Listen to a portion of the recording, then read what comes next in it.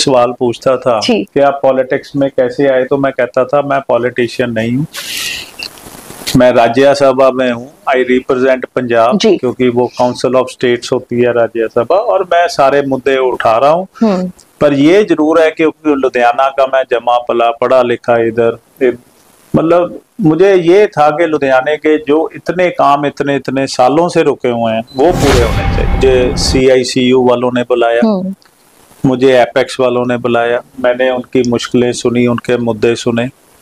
जैसे उनकी लिस्ट अगर 20-22 कामों की थी, तो 6 महीने बाद मैं जब दोबारा गया तो वो 10-12 रह गए जी। फिर जब मैं गया तो और कम हो गए। इस गवर्नमेंट ने 3 साल में इंडस्ट्री के वो मुद्दे रिजॉल्व किए हैं जो कोई 25 साल कोई 30 साल से पेंडिंग थे, नहीं हुए। अब 6-8 महीने पहले मैंने इंडस्ट्री को बोला कि अब आप मुद्दे मुझे लिखकर भेजो, जो सीरियस मैं मीटिंग करने जा रहा हूँ, तो मैं कोशिश करता हूँ आपके मुद्दे रिजॉल्व करने के लिए। बात ये है कि पूरे लुधियाने में जो भी हम अनाउंस करते हैं, लोगों को ये नहीं समझना चाहिए कि वेस्ट में इलेक्शन है इसलिए सिर्फ वेस्ट देख रहे हैं। बिल्कुल। अगर इलेक्ट्रिसिटी ट्रांसफार्मर चेंज होने हैं, वो पूरे लुधियाने के लिए हमने 250 मंगवाए हैं। स्ट्रीट लाइट्स और मंगवाई हैं, वो पूरे लुधियाने के लिए हैं। रोड्स रिपेयर हो रही है या नहीं बन रही, वो पूरे लुधियाने के लिए है। जो फॉगिंग चल रही है वो पूरे लुधियाने में चल रही है, सिर्फ वेस्ट में नहीं चल रही। जब मैं राज्यसभा पे था, मैंने लुधियाने के मुद्दे उठाए, पंजाब के उठाए, नेशनल लेवल के भी उठाए। So we are Indians, we have to think, we have to have a broader view of everything. देखो बदलाव तो हो ही रहा है जी। 3 साल में वो काम हुए हैं, मैंने जो कहा वो कभी हुए ही नहीं, 75 सालों में नहीं हुए। हलवारा एयरपोर्ट की भी बात चलो हलवारा एयरपोर्ट 75 साल से नहीं चल रहा होगा, 25-30 से चल रहा होगा। मैं तो आपको काम वो बता रहा हूँ, आप पिछली हिस्ट्री देख लो, नशे पे इतनी कभी सख्ती हुई है? बिल्कुल। जो नशे में काम करते हैं उनकी बिल्डिंगें ढाई जा रही है, उनके घर ढाए जा रहे हैं, जो उस पैसे से उन्होंने बनाए हैं। 8300 के करीब जो नशे में काम करते हैं वो जेल्स में है, जेल पूरी भरी पड़ी है।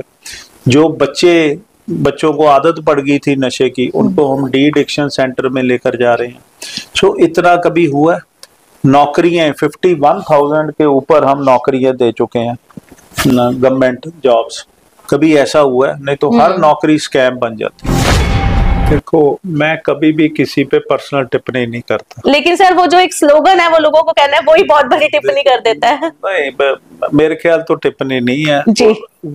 वो स्लोगन की टिप्पणी वो समझेगा जो वाकई वो करता रहे। सो मैं किसी पे पर्सनल टिप्पणी नहीं करता। मैं सारे ऑपोजिशन के कैंडिडेट्स को इक्वली स्ट्रॉन्ग समझता हूँ और इक्वली सीरियसली लेता हूँ। जनरल स्टेटमेंट दे देनी के दुरुपयोग कर रहे हैं, कोई मुझे पर्टिकुलर बताओ मैं क्या दुरुपयोग किया मैं? बिल्कुल sir, show me a particular incident. Yes. और दूसरी बात, आपने कहा इनके काम किए हुए हैं, तो मैंने ऐसा तो किया नहीं भी इनके का कोई काम खत्म हुआ हो और मैंने दोबारा बोल दिया हो कि जी मैंने किया जी। देखो एयरपोर्ट में बोल रहा हूँ कि 25 साल से चल रहा था। बिल्कुल सर, मैंने ये तो नहीं कहा कि, पर बातों में ही चल रहा था, कंप्लीशन पे नहीं आ रहा, कंप्लीशन पे नहीं था जी।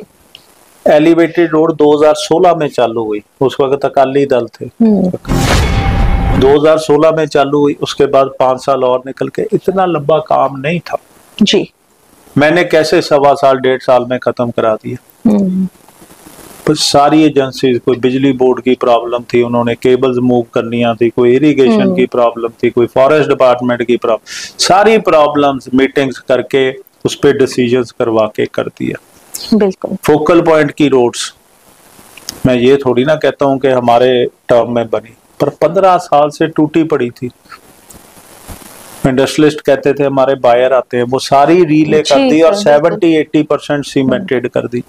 ESI हॉस्पिटल 1970 में बना था, किसी ने खास ध्यान नहीं दिया, नॉर्मल रूटीन में होता था, अब उसको कर दिया। सिविल हॉस्पिटल पिछले 40 साल में किसी ने ईंट नहीं रखी थी, पूरा रेनोवेट कर दिया। सिविल हॉस्पिटल में रॉड एंड कंट्रोल था, सीवरेज बंद थे, ब्लॉक थे, मतलब बाथरूम्स के बाहर से नहीं निकल सकते थे, आपने यूज तो क्या करना।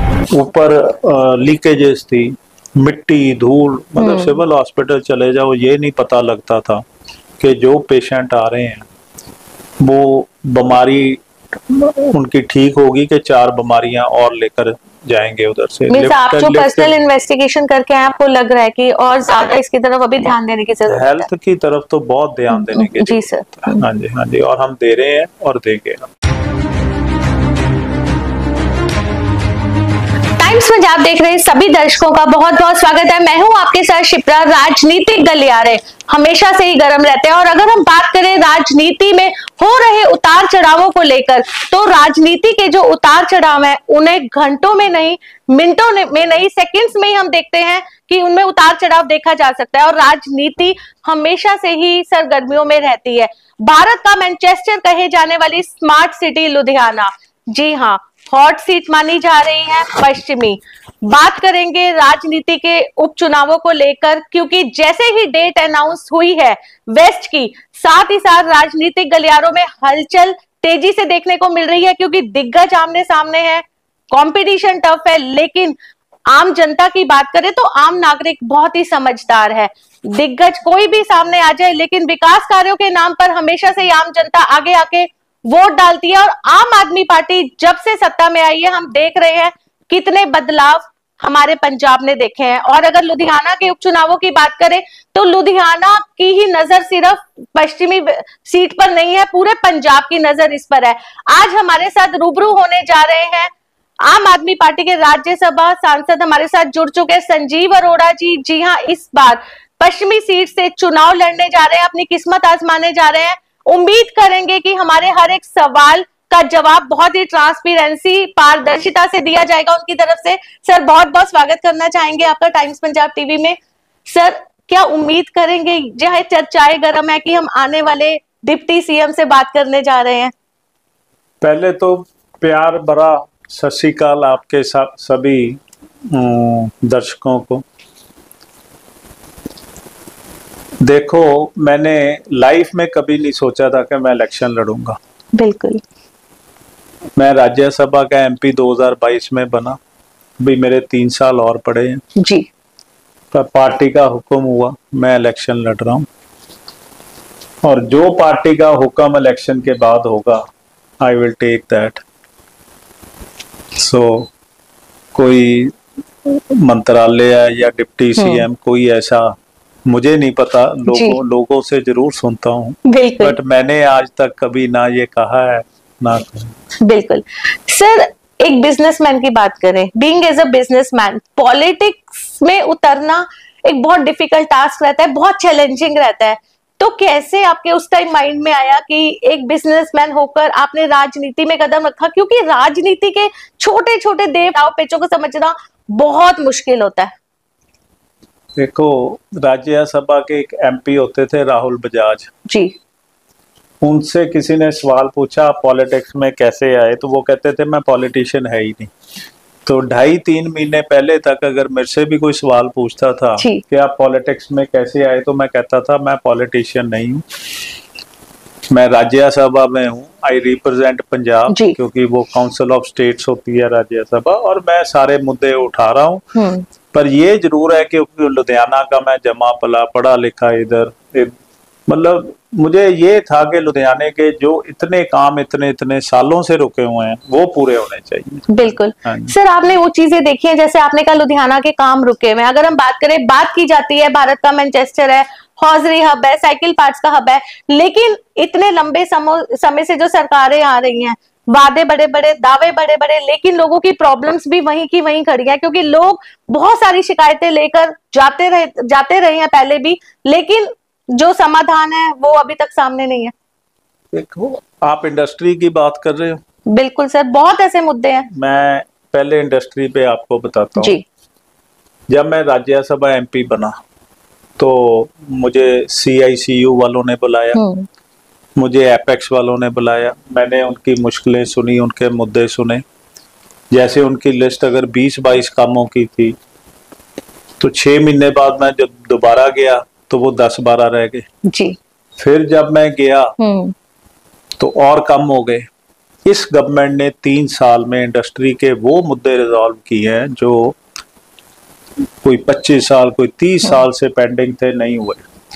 अब 6-8 महीने पहले मैंने इंडस्ट्री को बोला कि अब आप मुद्दे मुझे लिखकर भेजो, जो सीरियस मैं मीटिंग करने जा रहा हूँ, तो मैं कोशिश करता हूँ आपके मुद्दे रिजॉल्व करने के लिए।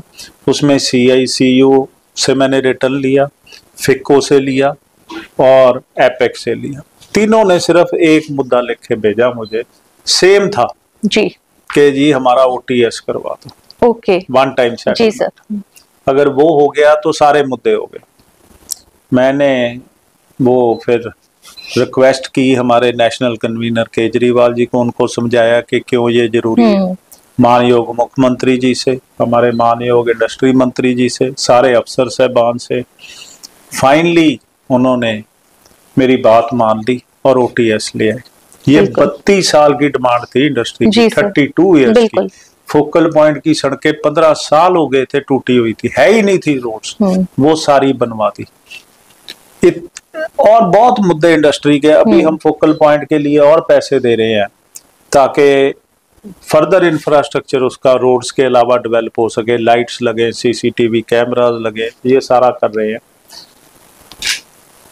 इंडस्ट्री के वाटर के इशू थे, वो रिजॉल्व कराए। इनकी ड्राइंग्स का इशू था, वो नोटिफिकेशन अभी पीछे हुआ। कोई बाइफरगेशन और क्लबिंग का था, वो करवाया प्लॉट्स का। तो इंडस्ट्री का कोई भी मुद्दा हो मैं सीरियसली लेता हूं, क्योंकि इंडस्ट्री को हमें खुश रखना है। Industry is the biggest employer. Unemployment zero करनी है पंजाब में। और उसके अलावा जो टैक्स कलेक्शन होती है वो भी industry is the maximum contributor. तो जितनी इंडस्ट्री ज्यादा लगेगी, जितनी वो तरक्की करेंगे, उतना हमें टैक्स भी ज्यादा कलेक्ट होगा और एम्प्लॉयमेंट भी ज्यादा मिलेगा। बिल्कुल सर, अगर हम राजनीति की बात करें तो हमेशा से ही राजनीति एक ऐसा ही प्लेटफॉर्म रहा है जहां पर ब्लेम गेम चलती रहती है, विरोधी पार्टियां एक दूसरे पे शिकंजा कसती रहती है। और लगातार इस टाइम अगर हम बात करें जो ऑपोजिट पार्टीज हैं, चाहे हम बात करें कांग्रेस की, बीजेपी की, अकाली दल सामने है, तो लगातार सोशल मीडिया प्लेटफॉर्म्स हो या प्रिंट मीडिया, आपके ऊपर जो सवाल खड़े हो रहे हैं, आप बेबाकी से जनसभा में उनके जवाब देते हुए भी नजर आ रहे हैं। लेकिन आज हम चाहते हैं, आप हमारी टीम के साथ जुड़े हैं, तो किस तरीके से उन सवालों के जवाब देना चाहेंगे कि राज्यसभा सांसद संजीव अरोड़ा जी खुद एक बिजनेसमैन है, कैसे वक्त देंगे? और एक एलीट क्लास से बिलोंग करते हैं, एक रिच क्लास से बिलोंग करते हैं, तो रिच क्लास जो होती है वो टाइम नहीं देती या ग्राउंड लेवल पे आके वो लोगों की प्रॉब्लम्स को नहीं सुनती। मैं एलीट क्लास आज तो बना नहीं, मैं रिच आज नहीं हूँ। जब मुझे राज्यसभा का MP बनाया तब भी मैंने नेटवर्थ सर्टिफिकेट सबमिट किया, अब भी करूंगा। तो जो 3 साल मैंने काम किए, चाहे वो एयरपोर्ट था 25 साल से बन रहा था, एलिवेटेड रोड थी 2016 से चालू हुई थी, खत्म ही नहीं हो रही थी, काम ही नहीं चल रहा था, स्नेल पेस पे काम हो रहा था। फोकल पॉइंट की रोड्स थी, ESI हॉस्पिटल की रेनोवेशन थी, सिविल हॉस्पिटल की रेनोवेशन थी, दोनों रेलवे स्टेशन मैंने फर्स्ट लॉट में मिनिस्टर साहब को रिक्वेस्ट करके डलवा दिया। 23 किलोमीटर का साइकिल ट्रैक आ रहा है, पार्किंग स्लॉट्स का प्रोजेक्ट आ रहा है एलिवेटेड के साथ। मेरा मतलब है सारी सड़कें या रिपेयर हो गई या नई ले हो रही है। जो फॉगिंग है वो पहले जून में चालू होती थी, इस बार मार्च में चालू करा दी ताकि डेंगू के कम से कम केस हो। 6 स्कीम्स थी जो लुधियाना इंप्रूवमेंट ट्रस्ट से कॉर्पोरेशन में जानी थी। लेकिन सर ये सवाल पहले नहीं उठे, अब उठ रहे हैं जैसे ही आपका नाम अनाउंस हुआ, आप उपचुनाव में लड़ने जा रहे हैं। अब मुझे प्लीज खत्म करने। बिल्कुल सर। वो 30 साल हो गए थे, ठीक है। 6 जो उसके रेजिडेंट्स थे वो चाहते थे कि कॉर्पोरेशन को हैंड ओवर हो जाए स्कीम्स में। शीर भगत सिंह नगर, ऋषि नगर, पिंक फ्लैट्स है और सुखदेव एनक्लेव है। और 30 साल से क्यों नहीं हुआ जी? जब मैंने समझा कि जेन्युइन डिमांड है तो महीने डेढ़ में कैसे हो गया। रजिस्ट्रियां लोगों की सनेत में, बाड़ेवाल, हैबोवाल कला, हैबोवाल खुर्द, जबद्दी 50 साल से पेंडिंग है, वो 1.5 महीने में कैसे हो गई? कोई रॉकेट साइंस नहीं है। ये है भी कैसे काम करना है, उसको कैसे अल्टीमेट एंड तक लाना और कैसे लोगों तक वो स्कीम्स और जो उनके इश्यूज है रिजॉल्व होने चाहिए। चलो ये तो छोड़ो, एक हीरो बेकरी के पास एक फ्लाईओवर है जी, वो वन वे है, फ्लाईओवर था वन वे। सारे रेजिडेंट्स कह रहे थे जी जब से फ्लाईओवर बना था कि इसको टू वे कर दो। मेरी नॉलेज में नहीं था। मैं एक पार्क में इलेक्शन मीटिंग के लिए गया, उधर से एक सज्जन उठे और मुझे कहने लगे कि जी ये टू वे करा दीजिए ब्रिज। मैंने ट्रैफिक पुलिस के ऑफिसर को, सीनियर ऑफिसर को फोन किया, उनको रिक्वेस्ट की कि इसको 10 दिन के लिए टू वे कर दो जी।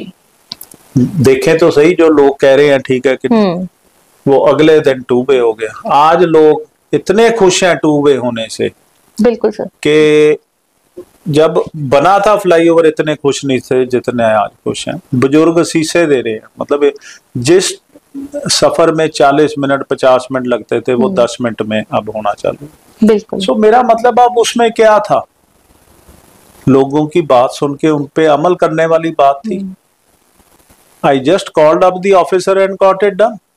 सो मेरा मतलब ये है कि ये जितने मुद्दे हैं, कोई रीजन नहीं होना चाहिए था कि कोई 30 साल में रिजॉल्व नहीं हुआ, कोई 35 साल में, कोई 15, कोई 25। सो मुझे खुशी होती है कि इतने लंबे लंबे जो मुद्दे थे वो रिजॉल्व मैं करा रहा हूँ, अंदर से खुशी मिलती। बिल्कुल सर, एक रूटीन शुरू होती है सुबह से, हम देखते हैं कि आप ग्राउंड लेवल पे उतर रहे हैं, लोगों के बीच में जा रहे हैं, लोगों की प्रॉब्लम्स को सुन रहे हैं, लेकिन क्या आपको लगता है कि बहुत डिफिकल्ट रहता है, क्योंकि एट अ स्पॉट आप डिसीजंस लेते हुए नजर आ रहे हैं, तो बहुत डिफिकल्ट रहता है, क्योंकि पॉलिटिक्स में आपको निरीक्षण करना पड़ता है चीजों का, घर आके समझना पड़ता है कि कैसे ये चीजों का सॉल्यूशन निकलेगा। लेकिन आम जनता का कहना है कि संजीव अरोड़ा जी एट अ स्पॉट डिसीजन ले रहे हैं और एट अ स्पॉट जो प्रॉब्लम्स है उनका सॉल्यूशन निकल रहा है। तो क्या हम कह सकते हैं कि ट्रांसपेरेंट राजनीति इसे कहते हैं? बिल्कुल इसे कहते हैं। और दूसरी बात ये है, एज एमपी राज्यसभा मैं डिसीजन नहीं ले सकता जी, मैं ऑफिसर्स को रिक्वेस्ट कर सकता हूँ, उनको समझा सकता हूँ कि ये काम जरूरी है जी सर, या मैं अपने मंत्री जी को बोल सकता हूँ, चाहे वो इंडस्ट्री हो, लोकल बॉडीज हो, उनको मैं समझा सकता हूँ कि जरूरत है। मैं सबका शुक्रिया अदा करता हूँ कि वो मेरी बात उन्होंने मान के, अगर 100% नहीं तो 70% काम वो मान जाते हैं। मैं पूरा नोट प्रिपेयर करके उनको भेजता हूँ, फोन पे बात करके उनको समझाता हूँ कि ये काम क्यों जरूरी है और डूएबल है। बिल्कुल। और जनसभा में आप लगातार ये भी कहते हुए नजर आ रहे कि सिर्फ वेस्ट सीट की तरफ ध्यान नहीं दिया जाएगा आपकी तरफ से, पूरे लुधियाना शहर को आप बदलना चाहते हैं। नहीं, बात ये है कि पूरे लुधियाने में जो भी हम अनाउंस करते हैं, लोगों को ये नहीं समझना चाहिए कि वेस्ट में इलेक्शन है इसलिए सिर्फ वेस्ट देख रहे हैं। बिल्कुल। अगर इलेक्ट्रिसिटी ट्रांसफार्मर चेंज होने हैं वो पूरे लुधियाने के लिए हमने 250 मंगवाए हैं। स्ट्रीट लाइट्स और मंगवाई हैं वो पूरे लुधियाने के लिए हैं। रोड्स रिपेयर हो रही है या नहीं बन रही वो पूरे लुधियाने के लिए हैं। जो फॉगिंग चल रही है वो पूरे लुधियाने में चल रही है, सिर्फ वेस्ट में नहीं चल रही। बिल्कुल। पार्क रेनोवेट हो रहे हैं या नए बन रहे हैं वो पूरे लुधियाने में बन रहे हैं। सो और वैसे भी हर लुधियानवी की हर कॉन्स्टिट्यूएंसी है। अब जो वेस्ट में रहते हैं दिन भर तो वो अपने काम में जाते हैं, फैक्ट्रियों में जाते हैं, वो दूसरी कॉन्स्टिट्यूएंसी है। सो मैं कभी भी, जब मैं राज्यसभा पे था, मैंने लुधियाने के मुद्दे उठाए, पंजाब के उठाए, नेशनल लेवल के भी उठाए। So we are Indians, we have to think, we have to have a broader view of everything. बिल्कुल। अगर हम हमारे पंजाब के सीएम की सोच को लेकर चले तो जब सत्ता में आई थी आम आदमी पार्टी, लगातार सिर्फ एक ही स्लोगन पे बात की जाती थी कि बदलाव बदलाव एंड बदलाव। तो इन 2.5-3 सालों में लोगों ने भी देखा है बदलाव होते हुए। तो अब उम्मीद आपको लग रही है, क्योंकि पूरे पंजाब की नजर इस उपचुनावों पे है, तो लग रहा है कि हमारी जो आम जनता है वो फिर दोबारा कुछ नया बदलाव देखेगी? देखो, बदलाव तो हो ही रहा है जी। 3 साल में वो काम हुए हैं, मैंने जो कहा कि वो कभी हुए ही नहीं, 75 सालों में नहीं हुए। हलवारा एयरपोर्ट की भी बात चलो, हलवारा एयरपोर्ट 75 साल से नहीं चल रहा होगा, 25-30 से चल रहा होगा। मैं तो आपको काम वो बता रहा हूँ, आप पिछली हिस्ट्री देख लो। नशे पे इतनी कभी सख्ती हुई है? बिल्कुल। जो नशे में काम करते हैं उनकी बिल्डिंगें ढाई जा रही है, उनके घर ढाए जा रहे हैं, जो उस पैसे से उन्होंने बनाए हैं। 8300 के करीब जो नशे में काम करते हैं वो जेल्स में है, जेल पूरी भरी पड़ी है। जो बच्चों को आदत पड़ गई थी नशे की, उनको हम डी एडिक्शन सेंटर में लेकर जा रहे हैं। सो इतना कभी हुआ? नौकरियां 51,000 के ऊपर हम नौकरियां दे चुके हैं, गवर्नमेंट जॉब्स। कभी ऐसा हुआ है? नहीं तो हर नौकरी स्कैम बन जाती थी जी। वो बेचारे लोगों को पता भी नहीं था कि हमें नौकरी मिल जाएगी, इतने खुश हो रहे हैं। जितने काफी लोग जो कॉन्ट्रैक्ट बेस पे थे या कहीं, काफी उनको पक्का भी किया। सड़क सुरक्षा फोर्स बनाई है, बिल्कुल सर, कभी नहीं थी। उससे कैजुअलिटीज भी बहुत कम हुई हैं और एक्सीडेंट्स भी कम हुए हैं। 900 के करीब आम आदमी क्लिनिक बने हैं। कभी किसी ने इतने क्लिनिक्स गवर्नमेंट के जहां इलाज भी फ्री और दवाई भी फ्री, कभी सोचा था? बिल्कुल सर। सो बदलाव तो हो रहा है जी। और जो हमने प्रॉमिस किया था कि बिजली फ्री देंगे, 600 यूनिट बिजली भी फ्री जारी। मैं कई इलाकों में जाता हूं, उनको पूछता हूं कि किस किस को बिजली फ्री मिल रही है, तो वो ऑलमोस्ट 80% 90% हाथ खड़े हो जाते हैं जी। तो बदलाव तो है, ये नहीं कि जी चलो अगले इलेक्शन आएंगे उससे पहले करेंगे। बिल्कुल। तो we have been working hard जी, whole of the government has been working hard for last 3 years। Sir एक बड़ा सेंसिटिव सवाल हमारा यही रहने वाला है आपसे कि कहते हैं कि पॉलिटिक्स को पर्सनल रिलेशनशिप्स के बीच में नहीं लाना चाहिए और पर्सनल रिलेशनशिप से पॉलिटिक्स को बीच में नहीं लाना चाहिए। तो लेकिन अब जो उपचुनाव है उससे पहले लगातार जो तैयारियां हैं वो चल रही हैं काफी लंबे टाइम से, क्योंकि सिर्फ जो डेट अनाउंस होनी थी उसको लेकर लोग इंतजार कर रहे थे एक लंबे समय से। उससे पहले ही पूरे शहर में बड़े बड़े होर्डिंग्स हमें देखने को मिले और होर्डिंग वॉर तो ऑब्वियसली कोई भी इलेक्शंस हो तो देखने को मिलती है। लेकिन उसके बाद सोशल मीडिया प्लेटफॉर्म पे संजीव अरोड़ा जी पे ट्वीट होना शुरू हो रहा है कि वो डायरेक्ट भारत भूषण आशु जी पर वॉर कर रहे हैं, कहीं ना कहीं कोई शिकंजा कस रहे हैं, उनको गुस्सैल साबित करने का जो है बात की जा रही है। तो उसके बारे में हम चाहते हैं, क्या जवाब देना चाहेंगे आप? देखो, मैं कभी भी किसी पे पर्सनल टिप्पणी नहीं करता। लेकिन सर वो जो एक स्लोगन है वो लोगों को कहना है, वही बहुत बड़ी टिप्पणी कर देता है। नहीं, मेरे ख्याल तो टिप्पणी नहीं है जी। वो स्लोगन की टिप्पणी वो समझेगा जो वाकई वो करता रहे। सो मैं किसी पे पर्सनल टिप्पणी नहीं करता। मैं सारे ऑपोजिशन के कैंडिडेट्स को इक्वली स्ट्रॉन्ग समझता हूँ और इक्वली सीरियसली रहता हूँ। बिल्कुल। आम पब्लिक को कैसे देख रहे हैं, क्योंकि अब जब आप ग्राउंड लेवल पे उतर रहे हैं, क्या ऐसी प्रॉब्लम्स हैं? इंडस्ट्रियल के मुद्दों को हम साइड पे रखते हैं, जो छोटे छोटे ऐसे मुद्दे होते हैं जो आम जनता चाहती है कि हमारा राजनेता उसे सॉल्व करे, वो वैसे कौन से मुद्दे हैं? क्योंकि हमने देखा कुछ दिन पहले ही जो डॉग्स का इशू था वो एक इतना मेजर इशू है, पूरे पंजाब का ही हम कहेंगे, लेकिन उसकी तरफ भी आपकी तरफ से एक एक्शन लिया गया है। तो आपको क्या लग रहा है आम पब्लिक कौन से ऐसे मुद्दे लेकर, कौन सी ऐसी परेशानियां लेकर आपके बीच में आ रही है? देखो, कई तो उनके पर्सनल काम रुके होते हैं, कोई एनओसी रुका होता है, किसी की वो फर्द नहीं बन रही होती, किसी की वो एग्जीक्यूट नहीं हो रही जो विल होती है, कोई पुलिस की कंप्लेंट होती है, किसी को आर्म्स लाइसेंस चाहिए। मतलब ये मुद्दे हैं, सबके पर्सनल मुद्दे होते हैं। बिल्कुल। तो मैं आगे रेफर कर देता हूँ और ऑफिसर्स को रिक्वेस्ट करता हूँ, आप देखें, अगर आपको ठीक लगता है कर दो। पर सरप्राइजिंगली कई मुद्दे होने वाले होते हैं तो लोग खुश जाते हैं इधर से। तो बाकी और कोई भी मुद्दा हो, जैसे आपने कहा ओवरऑल डेवलपमेंट में 2-3 मुद्दे जो खास हैं। एक तो वाटर लॉगिंग बारिशों में बहुत है। मुझे लगता है जो पहले कॉलोनीज बन गई या डेवलपमेंट्स हुई उस वक्त रेन वाटर हार्वेस्टिंग का कोई प्रोविजन नहीं था। वो मुझे लगता है कि हमें करना पड़ेगा आने वाले टाइम में, नहीं तो बहुत बुरा हाल है लोगों का। बिल्कुल। दूसरा, इलेक्ट्रिसिटी लोड शेडिंग का है इशू। इलेक्ट्रिसिटी की शॉर्टेज तो है नहीं पंजाब के पास, but transmission and capacity of transformer हमने पिछले 1.5 महीने में 250 ट्रांसफार्मर लुधियाने में लगा दिए। बिल्कुल सर। तो और भी हम इसको लगाते रहेंगे जहां जहां जरूरत है।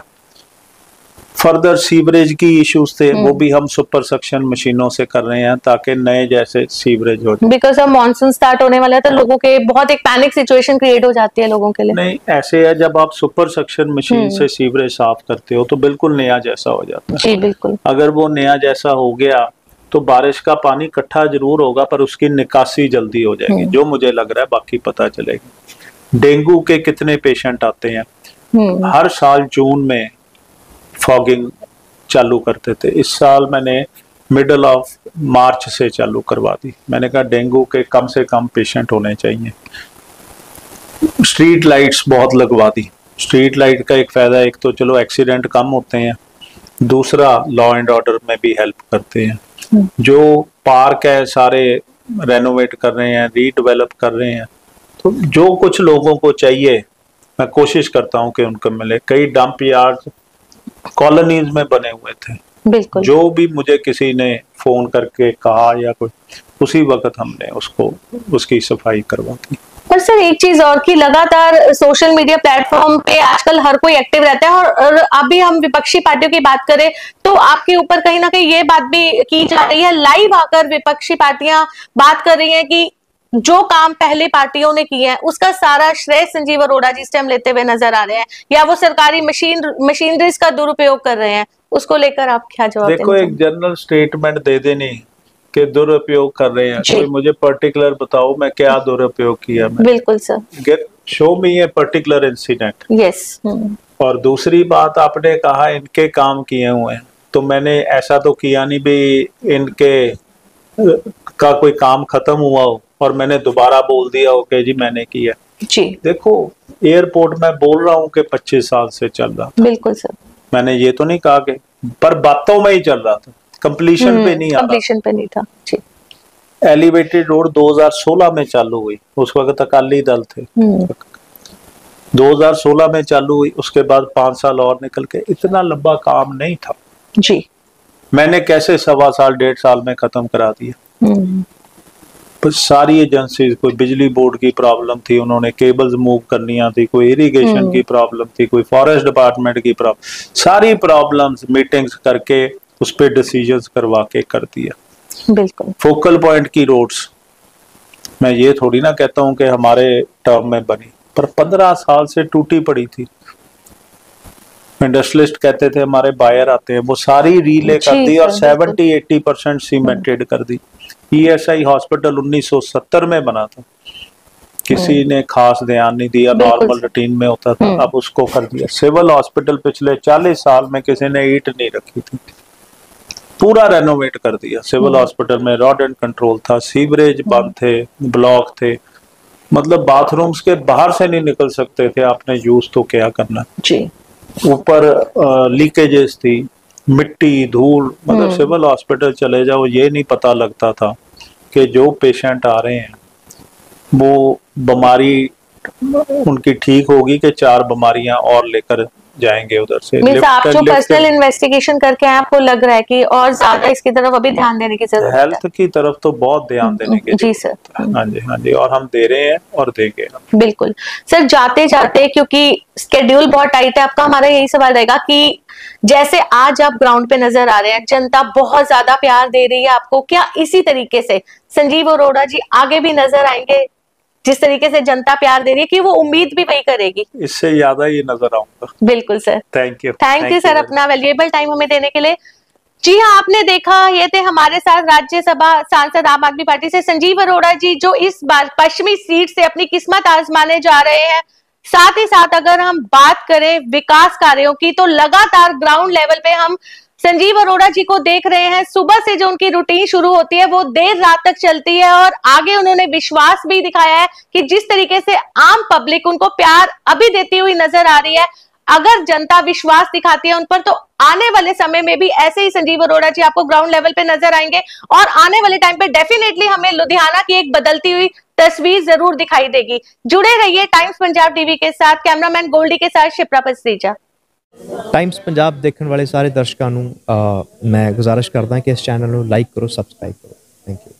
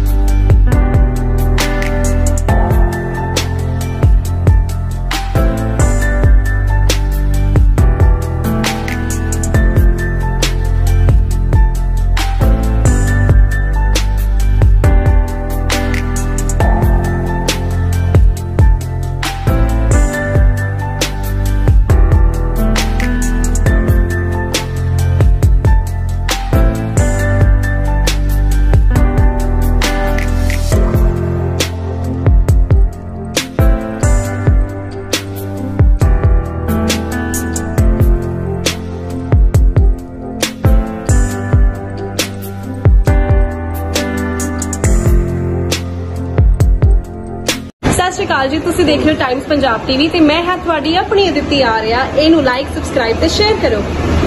ਸਤਿ ਸ਼੍ਰੀ ਅਕਾਲ ਜੀ, ਮੈਂ ਦਿਲਰਾਜ ਗਰੇਵਾਲ। ਟਾਈਮਸ ਪੰਜਾਬ ਦੇਖਣ ਵਾਲੇ ਜਿੰਨੇ ਵੀ ਸਰੋਤੇ ਨੇ ਉਹ ਪਲੀਜ਼ ਕੱਲੀ ਨਿਊਜ਼ ਦੇਖ ਕੇ ਵਾਪਸ ਨਾ ਜਾਇਆ ਕਰੋ। ਲਾਈਕ ਕਰੋ, ਸਬਸਕ੍ਰਾਈਬ ਕਰੋ, ਸ਼ੇਅਰ ਕਰੋ, ਕਿਉਂਕਿ ਇਹਨਾਂ ਦਾ ਕੰਟੈਂਟ ਬਹੁਤ ਜੈਨੂਇਨ ਹੁੰਦਾ ਹੈ ਨਾ।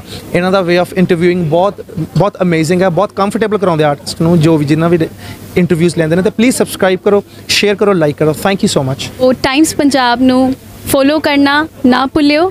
ਲਾਈਕ, ਸ਼ੇਅਰ, ਕਮੈਂਟ ਜ਼ਰੂਰ ਕਰਿਓ। Thank you so much.